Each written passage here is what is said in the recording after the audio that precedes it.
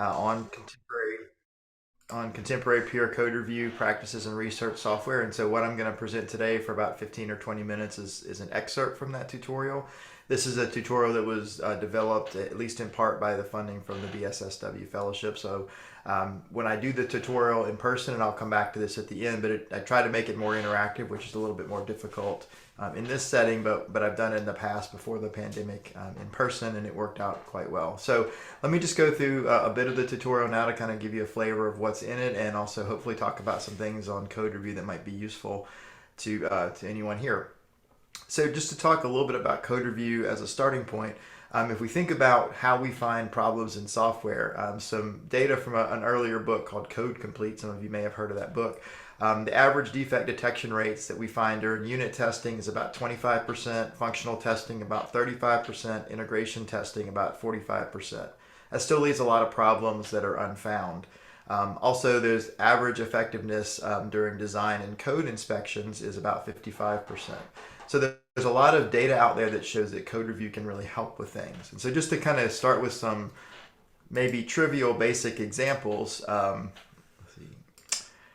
So if you take a look at this code, this is a small C++ function. There's a mistake in the code. It's a really trivial mistake, but one that's pretty easy to make, and probably all of us have made a similar mistake at some point. So I'm going to pause for just a second, see if you can spot the mistake in this code. So some of you may have seen it, but the simple mistake here is we used the wrong operator. We used an assignment operator instead of a comparison in that one, which again, compiler would not have a problem with, but would lead to an incorrect performance of the code. If we take a look at another example, take a look at this code and just see if you can see something that could be a problem as well. Okay. Again, I'm just going to pause for a couple of seconds and then show you. We got a redundant check here, right? We checked if the user was authenticated already outside in the first if statement. We checked for it again inside. Not that that's necessarily going to cause a problem as it works now, but if we were to go back and change this code later to change the if statement on line 2, if we forgot to make a change on line 7, we could have a problem. So we want to avoid those kind of things. Simple mistakes, right? So the question is, do you think only novice developers make these kind of mistakes? Well, no. We pulled some examples from some open source repositories, and we see some of the same kind of things. So this one is a simple one. This is just a style mistake, and maybe this is not the most exciting thing to find with code review, but we see some simple mistakes like that. And even one that's very similar to the one that I just showed you, a redundant check. This silly mistake is in a open source code base as well. So even some of these very simple mistakes can show up, and we can all make them. We all make mistakes. Even very experienced programmers make mistakes, and we've probably all had the experiences. We can't even often identify our own mistakes when they're right in front of our eyes because we wrote the code or we did something that makes it harder for us to see the problem. So we need some sort of a way to check for these things. Testing is one way, but we're going to talk a little bit about code review today as another way that we might do this.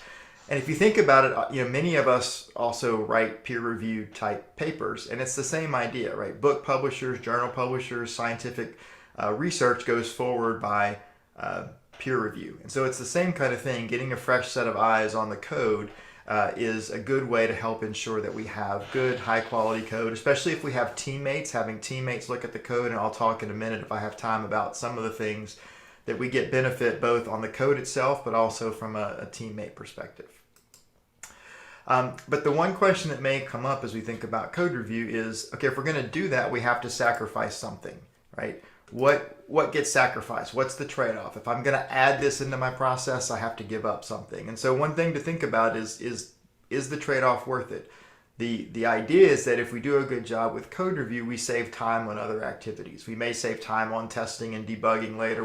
We may save time on fixing problems earlier before they reach a user that may cause a problem and may make it more difficult to fix later. So it's not just a matter of trying to squeeze something else into the same process, but it's hopefully adding a new step that's going to make things easier and hopefully a little bit faster as we move forward.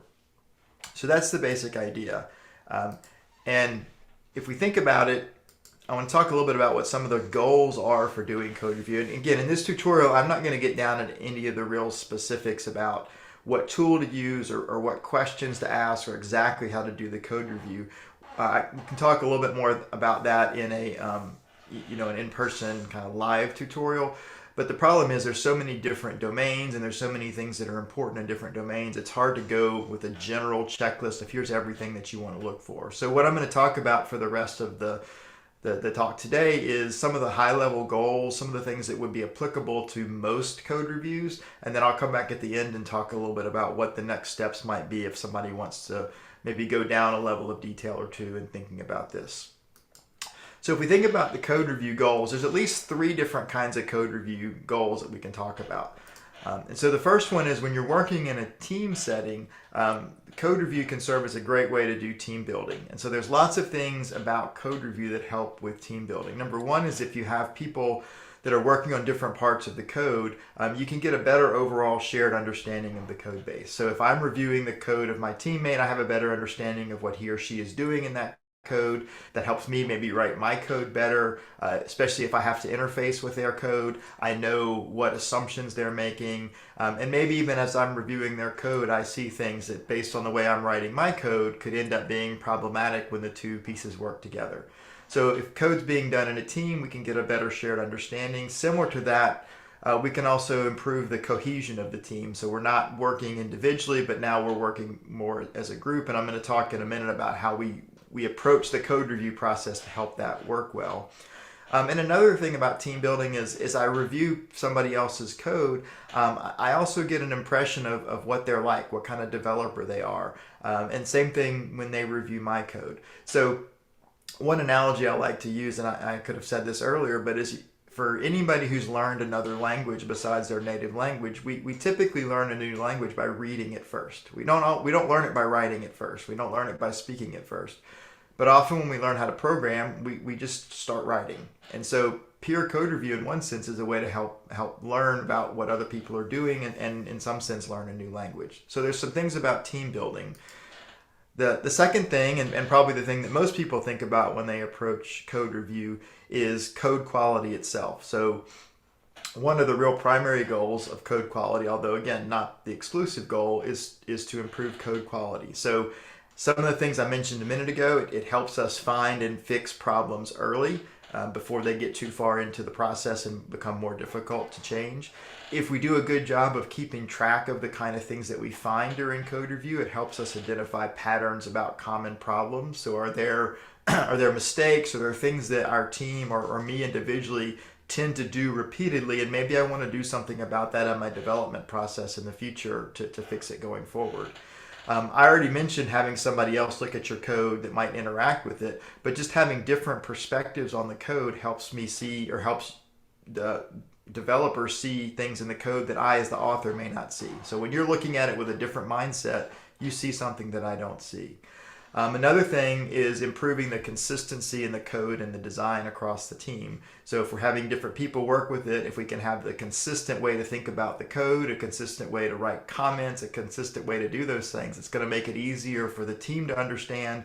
And it's also going to lead to more maintainable code if I can make sure that other people can read my code. So whether it's me coming back later to change it or whether it's somebody else, if I've done a good job with making sure the code is readable when I first write it, it's going to make it easier to change later. And code review can help that as somebody else is trying to read the code and making comments and understanding where it's not clear. And then the last thing is kind of related to the team building, but it's just personal learning. So as I said before, when we learn how to speak a new language, we do that by reading. And so when we read code, we have a learning experience. We either see things that we like, or we see things we don't like. We see things we want to repeat. It's the same idea if you've ever reviewed a journal paper or a grant proposal.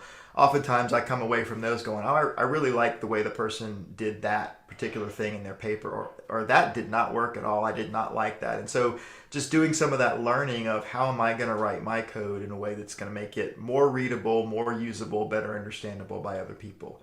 So while code quality is one of the big goals, there are a lot of other things that go around code review that can really help improve the overall software ecosystem in which the code lives. But before I talk about the specifics, I mean, the goal here is peace and harmony. We're not trying to do code review as a way to judge other people, as a way to have antagonism within the team. So the goal is really to overall work together to produce a better software product for whatever the end goal is. So that's one of the things we have to keep in mind as we move into the code review process is how do I do this in a way that's going to be a positive experience and not a negative experience. So what I want to do to talk a little bit about that is talk about some of the things, code review practices in terms of trying to help make sure that the code review process is positive in terms of the way people are interacting together. So again, like I said before, I'm not going to get down too much into the specific technical techniques. What I want to talk about for the next few minutes is how do I approach this as a human? Whether I'm the code author or the code reviewer, and what are some of the things that I need to think about to make this process go well? So if I start off as thinking about the code author, as I'm writing code, what are some of the things that I need to do if I'm going to start having my code reviewed by other people? So I need to think about the code and I need to think about the review process with the right mindset. And so the first thing I need to think about is that the goal of the code review is to improve the overall code. It's not to evaluate me. It's not to evaluate the worth of the developer. It's not even really to evaluate the quality of the code. It's really to overall improve the code. So yes, people are going to find things that may be wrong in your code. That's okay. That's, again, nobody's ever written a perfect piece of code. Nobody's ever written a perfect journal paper. It's the same idea. So as I'm approaching the code review, I need to remove the fear of making mistakes. I need to remove the fear that somebody's going to look at my code and find something that's wrong, because guess what? They probably are. And that's okay. So we need an atmosphere in the team where admitting that things are wrong, admitting that I made mistakes and fixing them is okay, because we'd much rather have more correct, better code come out the end instead of code that's wrong just because I was afraid to let somebody look at it. So kind of the way to approach it in that mindset is separate yourself from your code. So you're not your code. So I wrote that code, but if there's something wrong with the code, it doesn't mean that there's something wrong with me. So how do I approach it so that I think about it that I'm not my code? I also need to think about being humble. I'm going to make mistakes. We all make mistakes. Somebody else is always going to know more about something, and it's okay to learn from them. And so we have to be humble about that. And realizing that these different perspectives that people bring are positive. They're going to see things that I don't see. And the last thing is everything that somebody comments on may not be correct. So you do need to be ready to fight for what you believe. If you've thought through things and compared 4 or 5 different options and chose the one that you think is best for some good reasons, and somebody suggests you do it another way, be willing to kind of argue and fight for what you believe, but also gracefully accept defeat when you realize that somebody else is wrong or somebody else is correct and the way you did it may be suboptimal. So I have to approach it the right way as a code author. If I go to the other side as the code reviewer, what do I do? What am I supposed to do to make this go well? So it's almost kind of the mirror image of what I talked about for the code author, but I really want to make sure I'm focusing on the code and not the author. So I want to talk about what I observe in the code rather than what you did as a bad thing. I can criticize the behavior of the author, what they wrote in their code, but I don't want to criticize the code author themselves. And so talk really about the code itself and not the coder or the developer. You can think about asking questions about things rather than making statements. Sometimes making a statement is okay, but asking questions to help the code author think through maybe what you're seeing through the code is a good way to do it. Similar to what I said as the code author, I need to be able to accept that there's different solutions. There may be other ways to do things. The way that the person wrote the code may not have been the way that I would have written the code, but that doesn't necessarily mean that it's wrong. So I need to think about which battles I can fight, which ones are appropriate to fight, and which ones I should just say, well, that's not the way I would have done it, but it's still a perfectly valid way. And the other thing that we need to remember, which we don't always do in code review, is praise good code. When you see something that's done really well, or you like the way the code author did something, it's always good to hear the positive side. Typically, we think about only commenting on what's wrong, but when we see things are good, we should definitely encourage those and praise those. And then the last thing is, if you're going to accept to do a code review for someone, you need to take your time and do it well to make it worth your time, but also so that the code author gets the kind of feedback that they really want to get. So those are, again, just a couple of high-level things to think about as I approach code review. I want to talk a little bit about code review techniques. And again, I'm not going to get down into specifics, but I want to think about when I'm approaching a code review, I want to focus on what people are good at, and I want to let computers focus on what they're good at. So I don't want to spend somebody's time doing syntax checking, for example. A compiler can do that. Or even some of the code formatting stuff, you might have a static analyzer that can do that. So what we really want to do is think about what's the best use of a human's time, and want to put that on the code review. So one example, or the first example, is thinking about the code itself. So what are things that a human's time is worth in reading the code? So again, like I said, there's lots of things machines are good at, but answering questions like, is this code readable and understandable to a human who may have to go back later and either fix it or actually write code to work with it? So that's a question that a person can answer as they review code. You know, are variable and method names clear? Is the documentation adequate? And again, that's hard to check. But, you know, are the comments right? Are the variable names clear so that people can understand what's going on? So there are definitely things about the code itself that are very applicable for a human to examine, and we want to focus our time on those. Again, not wasting a lot of time on necessarily the spacing was wrong or the indentation was wrong, things like that. We can write a script or get a tool to do that for us. And then if we think about the algorithm or the code, you know, that's the kind of thing we could also put our humans' time on. So, for example, are there hidden assumptions that could cause problems? As you read through the algorithm, you know, are there edge cases that may not work? What happens if the data is bad or missing?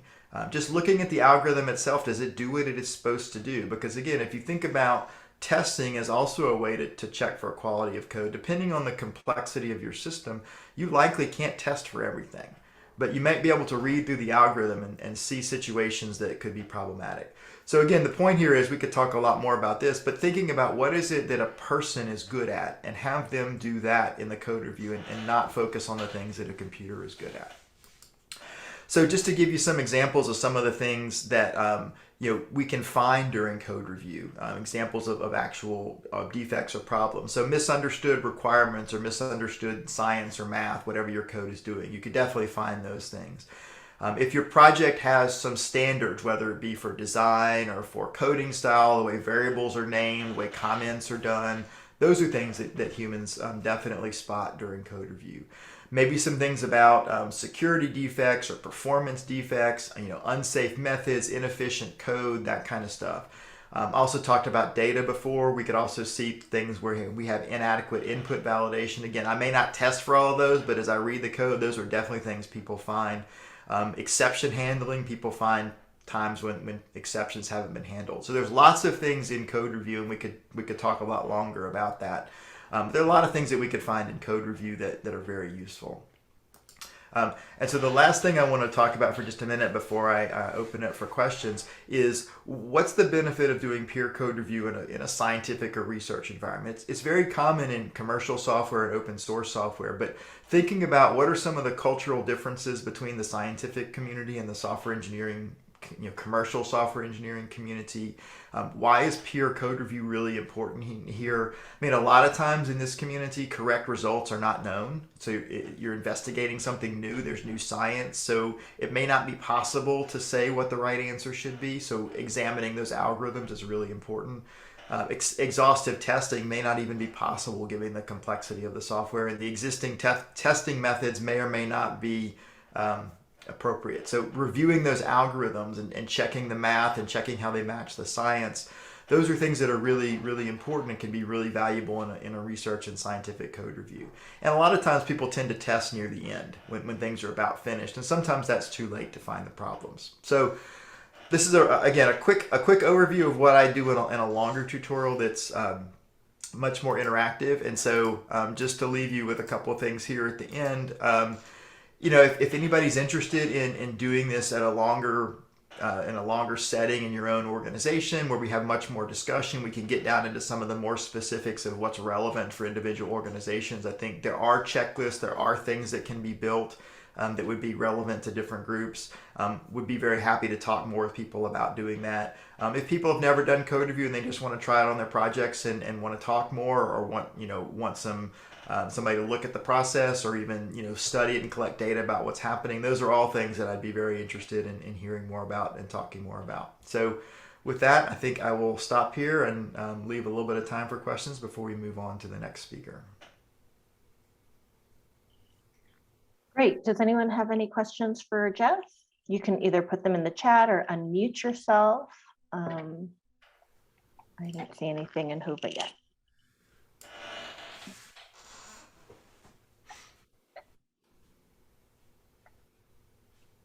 So Amy, you put in a comment about having the idea of a checklist. And are there well-defined checklists for scientific software peer code review? I liked some of your examples, but yeah, it would be nice to have a checklist. So there are some things, again, that I think I have some examples in a longer version in the tutorial. There are some things that are out there that I think are generally applicable. Part of the challenge that I've seen with a checklist is, depending on what your domain is and what all of the context you're working in, coming up with a generic checklist that works for all scientific software I don't think is feasible. But there's definitely checklists that are out there for open source and commercial software. Many of the things on those checklists definitely would apply. So there are definitely some starting points. But I think part of the interesting thing is, if you look in a particular team or a particular group and think about what are the common kind of problems that we run into with our software here, those are the kind of things that you want to put on a checklist so that you can try to find them earlier on. And so I think there's both pieces. There's some common stuff and then maybe some specific stuff in each group or team. Great. So would you ever recommend like an almost like an outside auditor to do a peer code review more holistically versus the people who are part of the the code team to review each other? Is there a benefit to doing an outside auditor too? So I think there's a trade-off in both those cases. So especially in a complex domain, trying to bring somebody in from the outside that may or may not understand the problem or the science or the math that's happening, they may be able to look for some things in the code. They may be able to look for things related to performance and some of those kind of things. So I think there definitely can be benefit to bringing somebody in with that kind of expertise. They may not be able to give you a good sense of whether the algorithms are correct if they don't really understand the problem.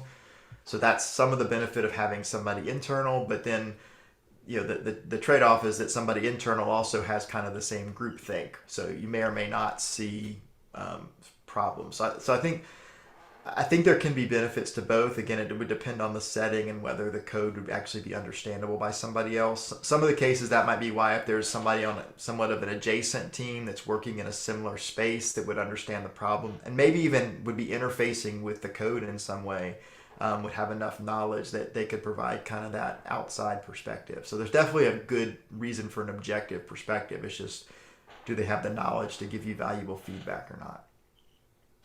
Definitely. So Alan has a question in the chat and I'll read it for him. How do you know when a code review can be worthwhile? How big does the project or code need to be? How do I know when a code review can be worthwhile? Well, the simple answer is, if you've written code, then a code review can be worthwhile. I'm not trying to be silly with that. I really think that's true. If it's a 5 or 10 line program, maybe not. But I don't know if there's a specific measure of size that says, okay, it's now useful or it's now important to do code review. It's definitely a trade-off in the effort that it takes. I think so. I would think about things like, if it's important code, if it's code other people are going to use, if it's code that's going to expect to be around for a while, if it's really critical to other projects, that would increase probably the motivation to do code review. But so the size may or may not be the trigger for when doing the code review. It's what are the other things that kind of live around that code. So I think it's a good question. I just don't have a good answer or a specific answer on the number of lines of code or the size or anything. And I see Nasser's putting a couple of comments in there as well. So yeah, it might be good just to instill that culture early on before things get too big too. So yeah. Right. Okay. So last question is, where can we find your tutorial? So I don't know if there's a video of it anywhere, because most of the times I've delivered it, it's been in person before the pandemic at organizations. So I'm happy. I have a version of these slides that I'd be happy to share with people if they were interested in kind of thinking about what would would be useful in their organization. So people could just contact me. I'll look around and see if there's a recording of it anywhere. I don't believe that there is, other than maybe what was recorded today. But I'll be happy to talk more with anybody or share things with them. So you've got my contact information there on the slide. Thanks a lot, Jeff. That was great. So if anyone is interested, not just on peer code review, but other challenges on scientific software, getting analysis from Jeff, he knows a lot. So I would definitely tap his expertise in all things scientific software for science. Yeah, just to follow on that, anything related to software engineering and any of that, and also I see Nasser Easty is here in the comments. He was one of my students. Now he's a professor on his own. So either of us are very happy to talk about anything related to software engineering, peer code review, testing, design, requirements, any of that. So yes, I would be happy to talk to anybody about that. So thanks again, Hia, for this chance. No problem. Thanks, everyone. So next we're going to have Amy Roberts talk to us about story time. So Amy, you can go ahead and share your screen. Okay, thank you. I also put, there are several links in this presentation. So I put a link to this presentation in the chat in case you want to take a look and follow along to access the links. Oh, I think I didn't share it. I'm sorry. There we go. That should be better. Okay, so let me go ahead and maximize this. Somewhere here. Oh, slideshow, right. Okay, so I wanted to first go over the plan of what I'm going to be talking about. And that's because if this plan doesn't line up with what you think will be useful to participate in, you know ahead of time and you can leave and no one will blame you. Okay, so let's go ahead and take a look at the plan. So just to give you a sense of the scoping, I'm as he mentioned, a BSSw Fellow from 2021. I'm still in the process of my fellowship, and my focus is really on improving version control skills in very beginner to intermediate users. I belong to a dark matter collaboration, and a lot of our early career scientists come in with very limited experience in software development and very little to no. The most common is no version control experience. And then we're asking them to collaborate in a relatively large, our experiment isn't the size of some of those, enormous, we've discovered the Higgs boson collaborations, but it's a large enough collaboration that there's usually 2 people working on a project. And so we typically have collaboration on analyses and software, and people need to learn how to work in that environment sort of from scratch. Okay, so that tends to be my focus, is sort of that very beginner, first git commit ever user. So I'm going to first talk a little bit about the project background, give you a slide on how you can get involved if you're interested in, talk about our roadmap for our stories, and then we're going to move on to breakout rooms. So every time I give a talk, I sort of rather selfishly think about what I would like to get from the talk. And what I would love to get from the talk are your use cases and your thoughts and what you really feel like you need for users in terms of version control. And if you have any ideas on this, and then we'll have a brief summary discussion afterward. Okay, so that's the plan.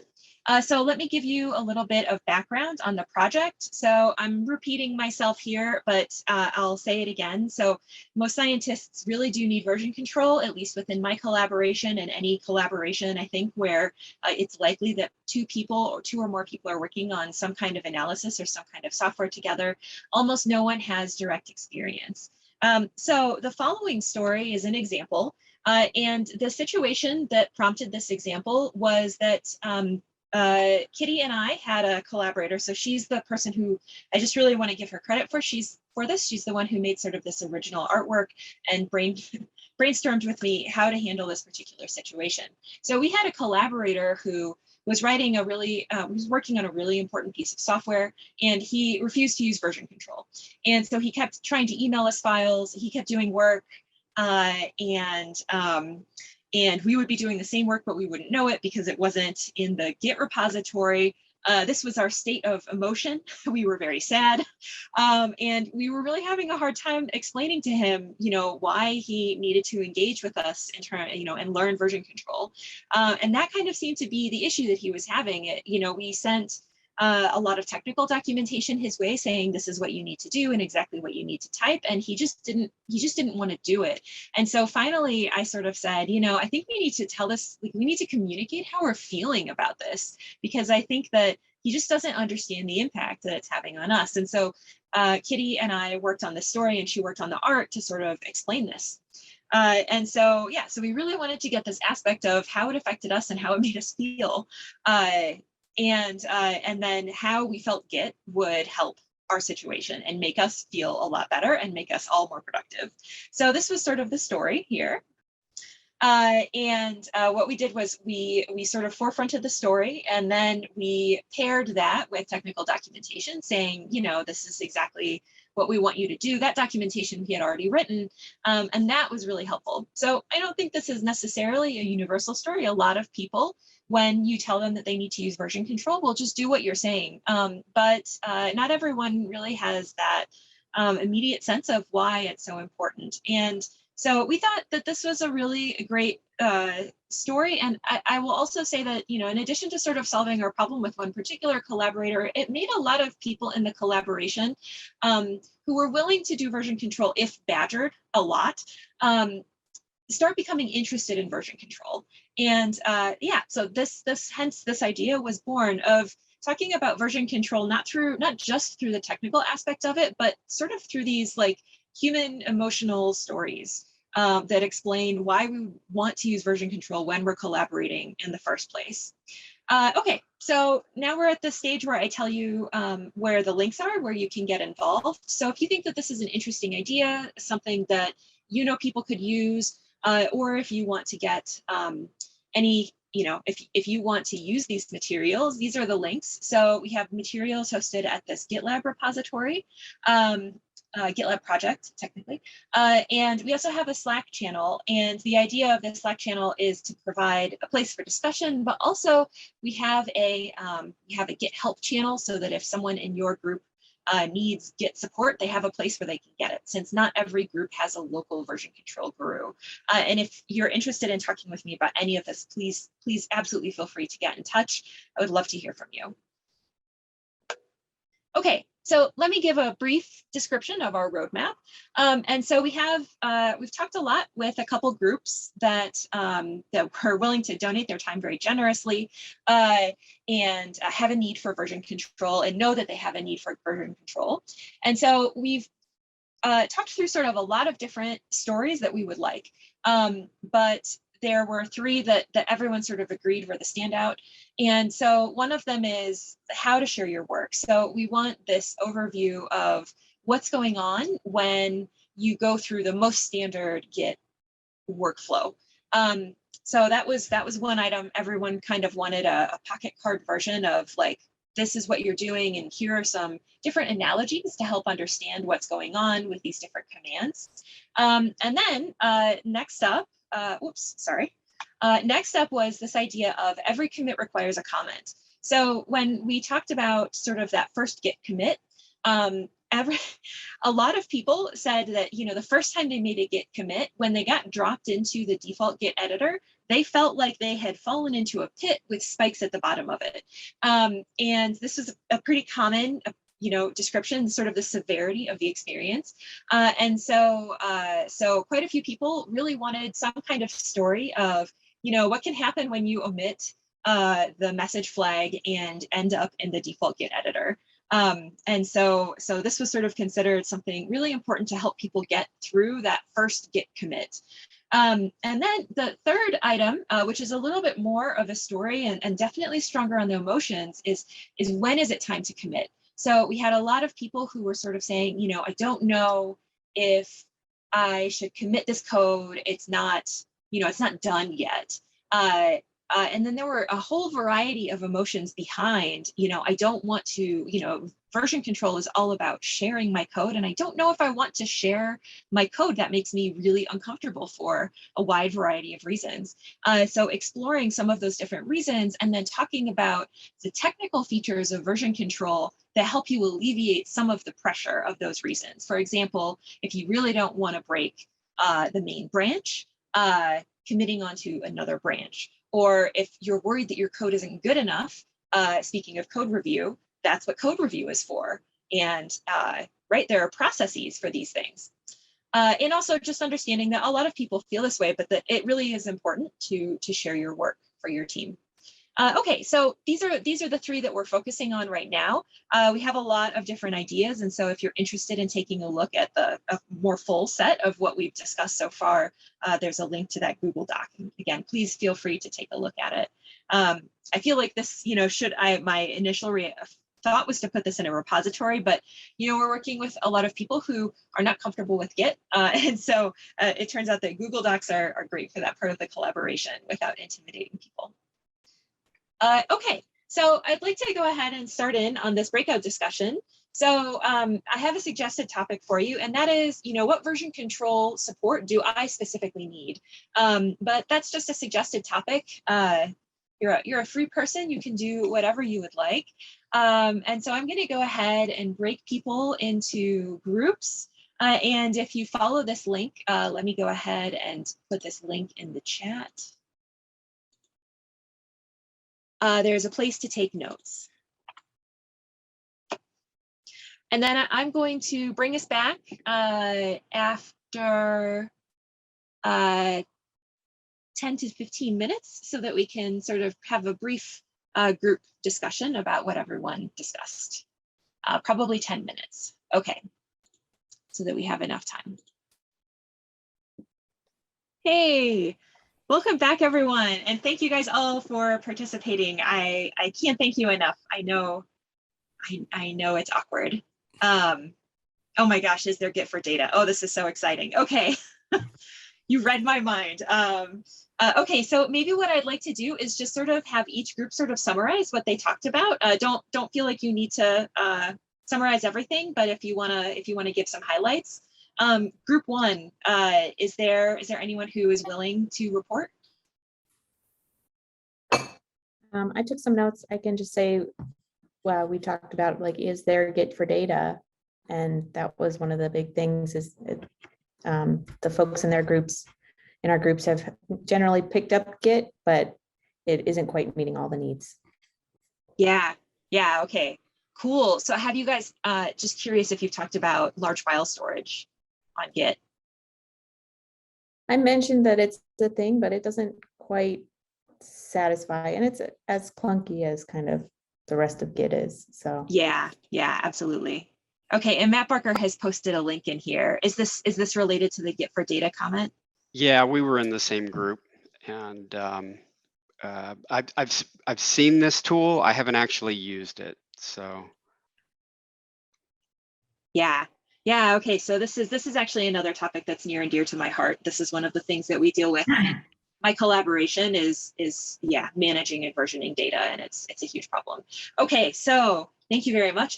Group two, I can report out from group two very briefly. So we actually have we had two people who are very much responsible for installing software on different systems, and so that's not exactly a high Git use scenario, but one of the things that we've sort of all experienced is using Git version, like Git hosting sites, and running into sometimes pros and sometimes cons of those different sites, and that being something that's additional that people have to use typically when they're using version control.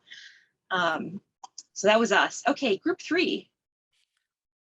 Oh, well, we had people that have used Git for a while, but are a little bit less comfortable with some of the fancier things. And so we also thought the last part of it, we were talking about user stories, that they tend to be things to convince people to use version control.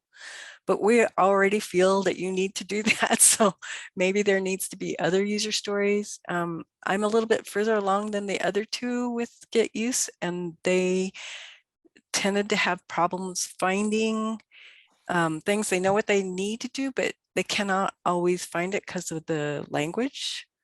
They don't. Yeah. So Yeah, that's a fantastic problem. And I started out with that problem. And that's actually one of the reasons that I'm not sure how to solve that, but that's an excellent point. That's one of the reasons that I wanted to sort of also have this Git help channel that groups could input.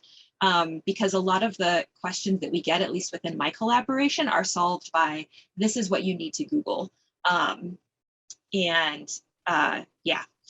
And then there's the additional issue of sometimes when you find solutions on the internet for Git, they're extremely complex. And it's like, most of the scientific workflows that we experience are very simple. So it's like, you can just push to the main branch and it's fine. Like nothing bad is going to happen. Okay, cool. All right. Yeah. And I also like the idea of, more advanced user stories is one. And I think we might be touching on that a little bit with the, when is it time to commit your code, and like feelings around sharing your code, because we have a lot of, but I'm sure that that's not, I'm sure that there are more cases of that. yeah, one of the challenges on my team is I think there's some people that hold back when they should go, even though they're in a branch, go ahead and commit it. They're afraid for people to see their ugly code or something, but yeah, I was when I was saying that, I'm trying not to name names, but we have a couple people in our collaboration who are sort of infamous for that exact thing. Like they're working on a branch, but they always want to make their code, they always want to clean up their code a little bit more before they share it. And yeah, it's understandable, but it's tricky. Okay, group 4. So I was taking the notes. I know if Bruce and Rinko are okay. I go through. Yeah, they were part of the breakout. So I took notes per person. Bruce made really good points. And he comes from industry, and it seems like they recognize that version control is an absolute necessity. There is no like ambiguity, right? And that coming from the side of things. He uses Perforce, which is older than Git, not as good, different paradigm. And something that I take away from his input is that software development is a human problem. And sometimes we have to figure out how to do the right thing, and we don't always recognize that it's more than a technological problem, right? I found interest in that Perforce use actually. Rinko, so she used SVN in the past. Now she uses Git for all the tasks in a national lab setting. One thing that I take away is that from what she said, is that not all the time this is taught at schools, or maybe things have changed, it's been a while. I share the views because I also come from a national lab setting. I followed also a traditional route that went from CDS to SVN to Git. I think that Git won because of GitHub, GitLab, because of the 4-branch model. That's what I'm seeing in the open source communities. And honestly, I only use a small subset of Git. I'm nowhere near an expert. It's so rich and complex that I apply the Pareto principle here. I only use 20%, probably more than 80% of the time. And Git LFS, that was a good topic. We didn't talk about it, but just my note. I see it more as a replacement for FTP rather than doing actually versioning of the data. And it's an interesting takeaway is that we all work in industry, so we kind of see it in different settings as well. Awesome, thank you. Thank you. I'm just going to say thank you again for everyone. This is a great conversation. Please, if you ever want to talk about Git or need a resource for Git, consider dropping me a line. Okay, I'm going to hand it back to you, Hey. Okay, so were there any additional questions for Amy about version control? Nearing the end of the hour, but we can certainly entertain a question or two. Actually, I wanted to just pick everyone's brain just for one final question. So Amy, you sent everyone to a Google Doc because that's a much easier space to collaborate in. And so what is it, is there a way to take what is comfortable about Google Doc to make it so that we can comfortably feel like it's a safe space? Like Google Doc is a safe space. How can we give that same feeling to Git? I would actually love to open that up. What I would say, I've got one comment on that, and that is that, and that is that the GitLab interface is one thing that has started, I think, increasing participation at an earlier stage for a lot of our collaborators. And Elsa, I'll hand this over to you. I think that's a really great question, Haya, and I think that's one of the problems that I end up being the Git guru and teaching Git often to our summer students. And one of the first things I say is that Git is poorly designed. And if you hate it, like, welcome to the club. You should. It is not designed for users. It's not designed to be easy to use. It's designed to do everything under the sun, but not to be easy to use in any way. So I think what really needs to happen is something new needs to be designed on top of Git that just is reimagined from a newbie stance to begin with, and then it either guides them through the process or slowly is just more helpful. I do think we need something brand new that is for new users, and I'm not sure that kind of experienced Git users could even help in designing that because they forget what the problems are, really. I would just like to second that. I have thought multiple times as I've been working on this, is it within scope to become a Git developer as part of this project? I always like slap myself and say no, but anyway, I completely agree. William also has his hands up. Oh yeah, no, on that note, I think, Amy said a keyword like build something on top. One of my favorite features is in VS Code is that if I scroll over a line of code, now it tells me, because it's an integrated ecosystem with GitHub and when this was modified and by who. So that I found that super useful, because I'll probably forget what I put last week in my code. So it's like that kind of tooling. I think is that the direction that we need to go. Yeah, definitely. Okay, well, I think this is the end of the session. It seems like it was a great discussion. Thank you so much, Amy, for leading such a great discussion. And Jeff had to jump out for another meeting, but thanks everyone. I hope you are enjoying ECP and continue the discussion on Slack and on Hova. And I'll see you all online. Thanks, everyone. Thank you. Thanks.